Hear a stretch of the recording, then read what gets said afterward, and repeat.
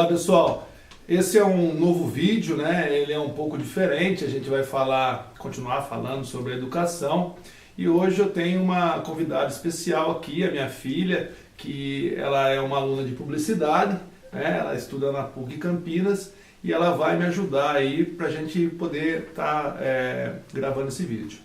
Oi gente, eu sou Isadora, muito prazer. A gente vai falar um pouco sobre uma dinâmica que o meu pai fez com os alunos dele, perguntando um pouco sobre educação, tecnologia, ciência, entre outras coisas, que eles escreveram vários textos muito legais, muito bonitos, e a gente vai falar um pouco do que cada aluno da instituição pública pensa sobre a instituição escolar no Brasil. Isso mesmo. Na verdade, eu peguei 3 salas de primeiro ano de uma escola pública, né? E coloquei algumas frases na lousa, algumas palavras na lousa. Tipo assim, escola, Brasil, conhecimento, tecnologia, ciência. Coloquei algumas palavras e pedi para que eles redigissem um texto. Podia ser uma poesia, podia ser um rap, podia ser uma dissertação, uma narração, enfim. Deixei eles bem à vontade para poder estar percebendo aí o que eles pensam, né? Na verdade, o interesse maior meu era em saber o que eles pensam sobre a escola, sobre a educação, sobre o relacionamento professor-aluno, sobre o nosso país e, enfim, tudo ligado à educação. E aí saiu, como a minha filha disse, a Isadora falou, coisas muito interessantes. E agora a gente vai começar aqui falando a respeito do que a maioria, assim, né, que a gente leu, a gente catou algumas coisas e que eles escreveram. Primeiro, a maioria acha que para que ocorra o ensino-aprendizado tem que ter um bom relacionamento entre professor e aluno, né? Ou seja, hoje a educação nossa ela está bem ruim aqui no país e não é culpa do aluno, não é culpa do professor, mas sim de uma estrutura, de um relacionamento professor-aluno, uma estrutura que necessita ser mudada. A estrutura nossa de ensino-aprendizado, ela não está funcionando e faz muitos anos que ela não vem funcionando, né? Então, isso foi uma das coisas que saiu bastante no trabalho desses alunos, né? Eu vou passar agora para a Isadora que ela vai ler uma poesia, né? Que foram várias, né? Mas ela vai ler algumas aqui com a gente. Bom, a primeira poesia é essa. Educação só piora. Escolas já não se aprimoram. Professor desconstruído. Aluno desconhecido. Em relação ao aprendizado, totalmente desfocado. E o conhecimento jogado. Inteligência desperdiçada. Por celulares facilmente trocada. Curiosidade já não se tem. Boa vontade não se mantém. O uso da tecnologia, inteligência atrofia. Então, a gente percebe, né, que os nossos alunos eles são bastante interessantes. Na verdade, como eu disse, a estrutura de ensino hoje favorece um ensino aí de memorização, um ensino de informações, e não um ensino que a gente possa fazer com que os alunos pensem, para que os alunos sejam críticos, para que os alunos desenvolvam, construam o conhecimento. Então isso falta, né? A gente deve procurar essa estrutura. Não que seja uma estrutura ideal, mas uma estrutura real e funcional, né? Então aí você percebe que os alunos eles são muito interessantes. Agora, por exemplo, uma grande maioria de alunos falou também sobre a corrupção do nosso país, né? Ele fala assim que a escola não vai por causa da corrupção, né? Os professores eles são muito mal remunerados, os professores eles são desrespeitados, né? Muitas vezes os alunos também não têm interesse, né? Os alunos não têm interesse em aprender, mas alguns alunos eles dizem que se a gente quiser, se a gente lutar, né? Se nós nos unirmos, a gente consegue mudar, reverter esse quadro, né? Teve até um aluno, uma aluna, não me lembro, ela citou aqui uma frase da Simone de Beauvoir, que diz: o segredo da felicidade e o cúmulo da arte é viver como todo mundo e ser como ninguém, né? Então, aí você percebe que tem muitos alunos que leem, né? Tem muitos alunos que estão procurando o conhecimento e estão sem orientação para que isso aconteça, né? Muitas vezes também eles colocaram aqui no trabalho que eles fizeram a respeito de professores despreparados, né? Hoje os cursos que formam professores são cursos muito ruins, né? Então a preparação do professor é muito ruim, né?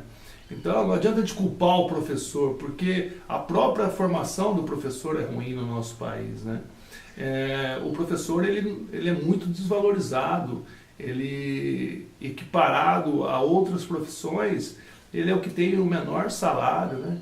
Então, como o professor é colocado sempre em segundo plano, a educação também, então fica difícil um país evoluir, né? Nós acreditamos, nós professores e os alunos também, o ser humano não é tonto, né? Então nós acreditamos que para que um país evolua, precisa investir maciçamente na educação. Enquanto os nossos governantes não se atentarem a isso, vai ser muito difícil, mas muito difícil mesmo da gente evoluir, né? Como país, como seres humanos. A nossa cultura, ela precisa mudar e só vai mudar através da educação. E os alunos citam isso, né? Não é eu, por ser professor, que estou falando isso. Os alunos percebem isso, né? Por exemplo, aqui, ó, eles colocam aqui, ó, os governantes não dão valor à educação. As escolas não têm estrutura física, professores mal remunerados, né, desrespeitados, ensino muito fraco, né? Até um aluna aqui, não sei, colocou assim, ó, o governo não quer que as pessoas tenham inteligência, pois pessoas inteligentes são difíceis de manipular. Então, os alunos não são tontos. E isso, desde a minha época de estudante, a gente fala sobre isso, né? Que é difícil você manipular pessoas que não ignoram, né? Quanto mais o povo ignorar as coisas, quanto mais ignorante for o povo, mais fácil de usar ele como massa de marionete, né? como massa de manobra, como mão de obra barata, né? Sim. Então, você vê no nosso país aí muito curso técnico, eu acho muito, muito importante, mas não é só isso. A gente precisa de pessoas que pensem, pessoas críticas, pessoas que desenvolvam a ciência, para que a gente possa exportar ciência. O nosso país não exporta ciência nenhuma, não tem ciência nenhuma. Acabou Ciência Sem Fronteiras, né? Acabou Ciência Sem Fronteiras. A gente está tentando fazer um submarino nuclear aí, não conseguimos por falta de mão de obra, né? De mão de obra qualificada, pessoas que possam trabalhar nisso. A gente percebe aí que não é nem o dinheiro que falta ciência nesse país. E isso não é falado, né? Isso não é falado. Eu acho que na minha visão é uma manobra que foi estipulada há muito tempo, porque os ensinos profissionalizantes, os ensinos técnicos, são de grande valia, mas ao mesmo tempo eles fazem com que o jovem hoje em dia não corra atrás de realmente fazer um ensino superior, uma faculdade que demora seus 4, 5, até 6 anos, dependendo do curso que você escolhe. E isso não desqualificando o estudante ou a pessoa que é técnico, mas não traz um currículo totalmente qualificado para trabalhos como o meu pai citou, do sentido do submarino nuclear. Nós precisamos de profissionais realmente qualificados, e esses profissionais só são qualificados no ensino superior. E do jeito que está a educação hoje em dia, só está escateando o nosso ensino. Então, aí você percebe, né, que os alunos, mesmo tendo um ensino fraco, eles acreditam, né, que se a gente tiver curiosidade, boa vontade, aliados à tecnologia que a gente tem e à ciência, a gente consiga reverter isso, né? Mas a gente precisa de um investimento, e não é um investimento pequeno, a gente precisa de um investimento muito grande, de uma mudança muito grande, para que a gente possa tá tendo uma educação de qualidade, né? Para que a gente possa ter uma educação formativa. Muitas vezes hoje você tem uma educação na escola particular, mas é uma educação informativa, somente voltada para informações, para que você passe no vestibular, para que você ingresse numa universidade. Então, a educação formativa, ela não existe no país, nem na escola particular e muito menos na escola pública, né? E, não sei, né? Ninguém se preocupa, nesse país aqui as pessoas simplesmente não se importam, né? E por comodismo, né? Então fica complicado. Continuando falando de tecnologia, os alunos, embora eles gostem muito da tecnologia, eles estão vendo muita dificuldade, né? Principalmente na escola pública, do celular, né? O que acontece com o celular? Eles ficam totalmente alienados no celular. Então, em vez de eles usarem a tecnologia para o próprio benefício, eles estão se sabotando com a tecnologia, né? Então, a gente precisa saber até que ponto a tecnologia está nos ajudando ou atrapalhando. Tem os dois lados. Ela pode muito nos ajudar, e como ajuda, todo mundo sabe disso, que a tecnologia veio aí só para fortalecer as ciências, porque ciência gera tecnologia e tecnologia exige ciência. Mas, muitas vezes, ela acaba atrapalhando. E os alunos percebem isso. Muitos citaram aqui que eles se distraem, que eles ficam o tempo todo no celular, que eles só ficam com joguinhos, só com coisas que alienam, que fazem com que eles saiam do campo de buscar conhecimento, de construir o conhecimento, para ficar com coisas que dispersam. Não que não possa, que não seja interessante. É claro que um joguinho é bacana, né? Uma diversão é bacana, mas não todo o tempo, né? Todo o tempo isso é complicado. E isso atrapalha muito em sala de aula, né? Eu acho que tem a hora certa. E quando um povo é educado, um povo tem cultura, você não precisa ficar chamando atenção, proibindo. É tão ruim proibir as coisas, né? A pessoa sabe a hora de usar. A pessoa sabe, é claro, o professor está ali para pôr um limite e tudo mais. Mas do jeito que está, eles não respeitam regra, não respeitam mais nada. E eles mesmos falam isso, né? Eles falam que isso é uma coisa prejudicial para eles. Eles percebem, né? Então, a gente precisa repensar todos esses fatores aí, né?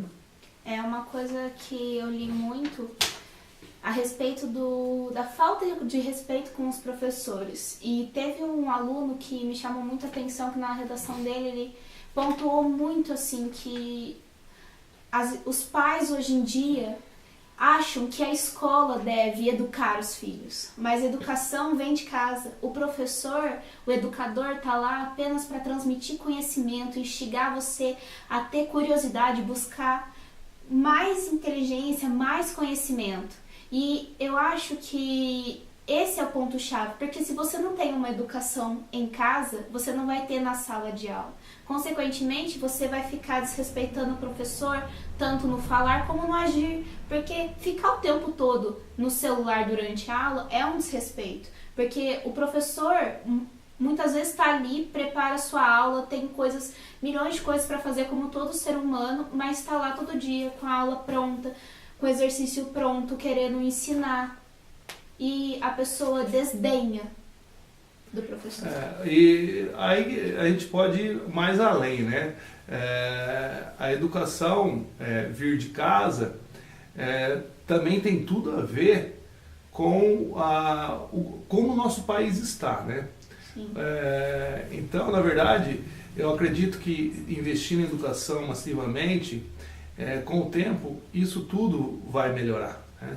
Então, eu acredito, a Isadora falou a respeito que a educação tem que vir de casa, eu também concordo. Mas na escola também a gente educa, né? Só que fica muito difícil se for só a escola educando. Aí fica muito complicado.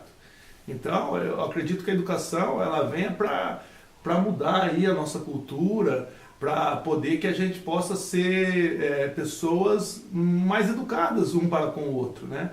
Para que a gente possa mais somar do que prejudicar um ao outro, né? Falta muita empatia também por parte do ser humano. E a minha opinião é que a educação tem que ser algo assim planejado e pensado pelos nossos governantes juntamente com o sistema de assistência social. Porque se você pega um aluno de escola pública que tem muito problema dentro da sua casa, tem pai preso, mãe que não consegue trabalho, é uma desestrutura dentro da própria casa e isso afeta a educação também. E aí entra a parte da assistência social que vai lá, auxilia aquela família, leva para um CAPS, leva para algum outro lugar, dá uma estrutura, às vezes um curso profissionalizante para algum membro da família poder conseguir uma renda de alguma forma. Então acho que é tudo um trabalho conjunto da assistência social com a educação, saúde também são acho que os pilares da nossa sociedade, assistência social, educação e saúde. Pois a Isadora ela falou uma coisa aí que eu também comungo com essa ideia, né? Que o Estado ele devia ser forte, muito forte nesses 3 aspectos, né? Vamos ler mais uma, Isadora? Vamos ler mais uma poesia aqui, que é muito interessante. Escola, educação e saber são mais que um dever. Entre aluno e a boa vontade, hoje em dia não há mais compatibilidade. Aprendizagem, conhecimento, inteligência é nada mais do que a nossa competência. Porém, os alunos não querem saber, não têm nem curiosidade de ler. Professores querem ensinar, mas vem a tecnologia para atrapalhar. Tecnologia deveria auxiliar, mas só serve para desconcentrar. Ciência é que deveria nos interessar, porém pensamos em tudo menos em estudar. Alguns brasileiros tentam melhorar para os alunos ensinar, mas o governo age para atrapalhar. Muito bom, né? E aqui, né, lendo aqui essa última parte aqui, os alunos têm preocupação com os profissionais do futuro, né? Eles citaram bastante como será, né? Como será? Como serão os profissionais do futuro? Eles vão estar bem preparados para as suas profissões com essa educação que estamos tendo? Será que nós já não estamos tendo profissionais despreparados? Será que os profissionais da saúde estão preparados para atender as pessoas? Os profissionais da educação estão preparados? Os profissionais da segurança estão preparados? Será que estamos formando profissionais preparados para exercerem suas profissões? Essa é uma questão que eles se preocupam bastante também, né? Eles colocaram bastante isso aqui. Vamos ler mais uma? A educação. Nos dias atuais, o conhecimento é algo necessário, em todo lugar do mundo, para sermos extraordinários. No Brasil, a educação é muito julgada, por não ser tão avançada. Dentro das escolas, existem professores dedicados, mas alunos indisciplinados. Na aula de ciência, a boa vontade permanece, porém na aula de matemática, ela desaparece. A tecnologia atrapalha o aprendizado, deixando a inteligência de lado. Já a curiosidade vai embora, quando vejo todas as respostas. Nessa poesia aí, falou uma coisa interessante, né?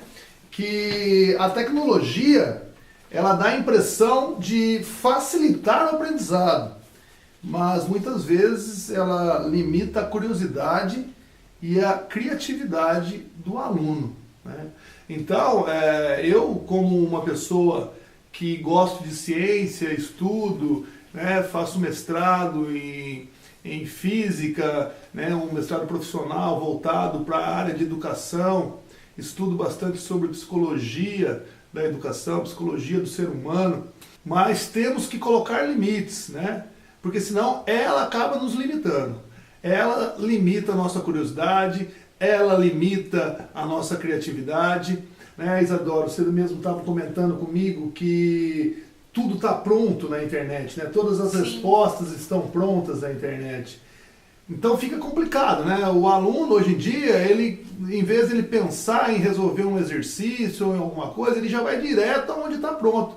E muitas vezes aonde está pronto é um resumo do resumo do resumo, né? É uma coisa muito superficial. Mecânica. É muito mecânica, muito superficial. Então a gente tem que tomar cuidado, a gente não pode abandonar os livros didáticos, né? Os livros. É claro que a internet, ela é uma mão na roda, não questiono isso. Mas a gente tem que também procurar ser mais profundos no que a gente está estudando, né? A gente não pode estudar sempre tudo muito superficial. A gente tem que ter uma profundidade para poder ter propriedade e estar falando a respeito dos assuntos, né? Hoje em dia eu acho que o ensino ele é muito, como você mesmo disse, é só informação, é muito decoreba, é muito mecânico. Porque na internet a gente acha assim a resposta. Eu lembro quando eu estava no 3º ano, a gente tinha um caderno de exercícios, todos de vestibular. A gente não sabia como fazer, ia procurar na internet, tinha zilhões de sites respondendo, dando exatamente qual era a conta. E é alguma coisa mecânica, porque você pega aquilo, você decora como fazer o exercício e aplica isso no exercício. Só que quando eles te dão, principalmente na matemática, né, o mesmo problema, só que escrito de uma maneira diferente, com dados diferentes, ou para você achar uma outra coisa diferente do que o que você fez anteriormente, você não consegue fazer. Porque tá tudo decorado, tudo mecanizado, você decorou daquela forma, você aprendeu só daquela forma. Não é um conhecimento, né? É uma informação. Isadora tocou num ponto aí, num ponto chave, sabe? A respeito de quando você constrói um conhecimento duradouro, um conhecimento de verdade, que você aprendeu de verdade, você pode até esquecer. Não vou dizer que você não esqueça. Mas, quando você retoma, você consegue com facilidade relembrar o que você aprendeu. Mesmo depois de um bom tempo de ter estudado isso. Agora, um conhecimento que você quer decorado, memorizado, só para passar no vestibular ou só para fazer uma prova, você não só esquece, como você não consegue mais para frente retomá-lo, né? Voltar a estudar e relembrar ele. Simplesmente você só aprendeu naquele instante, depois sumiu da sua cabeça. Então, esse ponto é muito importante, né? De a gente, como aprender, né? Aprender a aprender. Construir um conhecimento. E não simplesmente memorizar, decorar. O aluno fala, professor, qual é a fórmula que eu vou usar para resolver esse exercício? Poxa vida, a fórmula é a última coisa. É claro, a fórmula é uma expressão matemática que quer dizer o que está acontecendo. Tudo bem, é maravilhosa essa linguagem. Mas antes, vamos entender, por exemplo, a física com a linguagem nossa, né? Com o português da física. Vamos interpretar o exercício, vamos contextualizar, para depois usar a fórmula. E não começar pela fórmula. Qual que é a fórmula que eu uso e fica tentando ali? Então, essa maneira que é passado o aprendizado, que a gente precisa rever, né?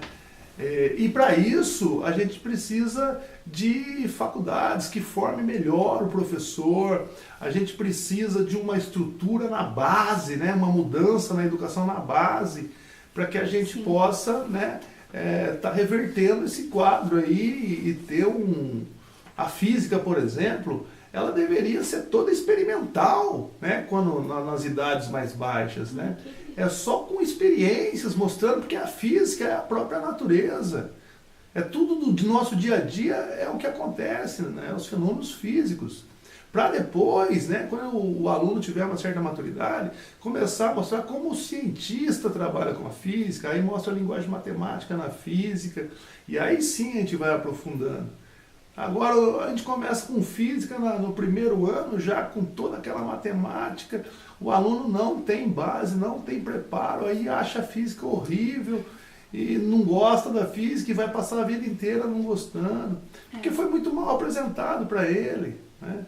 Foi muito mal, e na verdade ninguém tem culpa disso, porque a estrutura é assim, né? a estrutura, o relacionamento professor-aluno. Assim. Então a gente precisa repensar, o governo precisa nos ajudar, precisa um investimento. Né? Não tem investimento em ciência nesse país. E é por isso que a gente sofre. É por isso que a gente sofre. É por isso que a gente é tão desigual. E com a desigualdade nasce a comparação. E com a comparação nasce a frustração, a tristeza, a raiva, o ódio e todos os outros sentimentos ruins que um ser humano pode ter. Então a gente precisa pensar a respeito disso. Vamos ler mais uma? Vamos. Educação todos podem ter. Tem gente que tem curiosidade para querer aprender. Na escola, em casa, aonde for. É por isso que temos o professor. Ele nos ensina muitas coisas, como ciência, física e filosofia e até sobre tecnologia. No Brasil, a aluna que usa inteligência cria teorias, em seguida experimentos, e assim compreendendo o movimento, o repouso e a trajetória. Em geral, o ponto material. Na vida, todos precisam buscar aprendizado e o máximo de conhecimento possível.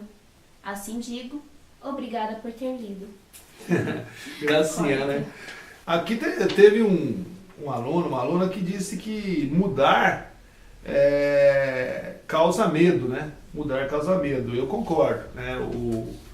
O novo nos causa medo, né? Muitas vezes é mais fácil a gente continuar do jeito que está, por comodismo, por medo. Concordo plenamente.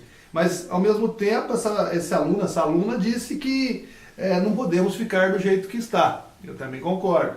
Precisamos nos mexer, atitude, né? E aí ela disse também que nós estamos formando repetidores de informação e não pensadores, né? Nosso ensino aí, como a gente já vinha falando, a gente fica só repetindo e não estamos formando pensadores.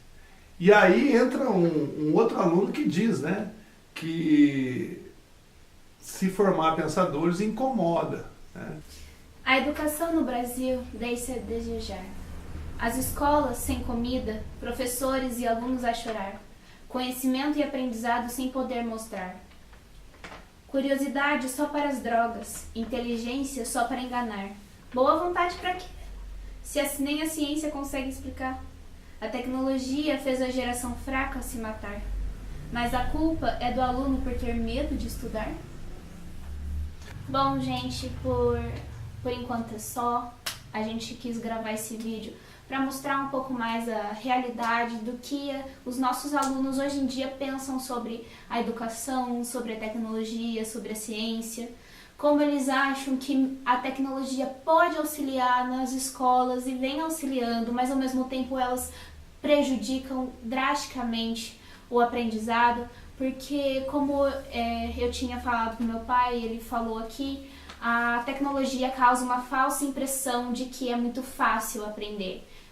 Tanto é que eu mencionei a questão da repetição quando a gente encontra o problema pronto na internet.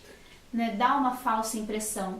Não é somente você entrar na internet, usar a tecnologia a seu favor, assim, você precisa criar um conhecimento. A gente tem que tomar muito cuidado também, quando a gente fala tecnologia, de uma maneira geral, ela, sem sombra de dúvida, é fantástica, Sim. Só nos ajuda. Sim, com certeza.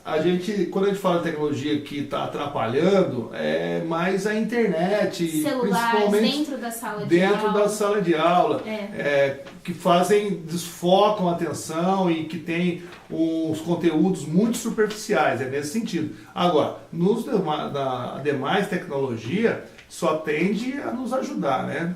Na ciência e tudo mais. Sim. Beleza, galera? Muito obrigado pela atenção. Se gostou, dá um like, né? Compartilhe, divulguem. A educação é uma coisa que deve interessar todo mundo, né? Eu acredito que se a educação melhora no nosso país, a gente vai viver com uma qualidade de vida muito melhor, a gente vai se respeitar mais. Acredito que a desigualdade social, que é um problema que eu acho muito grave, possa diminuir, né? Vai surgir mais oportunidades, as pessoas vão conseguir ter mais opções, né, de vida. Eu acredito que é a saída, né? A gente tem exemplos no mundo, a gente tem aí a Coreia do Sul, a gente tem a Finlândia, nós temos países aí que hoje são países desenvolvidos e que não eram, mas porque investiram muito em educação. Sim. Porque tem que investir muito, não é brincadeira, né? Não dá para só dar uma enganadinha. Tem que ser uma coisa séria, uma coisa pensada, uma coisa com propósito. Comprometida, essa é a palavra. Valeu, galera. Forte abraço. Tchau, gente. Tchau. Muito obrigada. Um abraço. Valeu.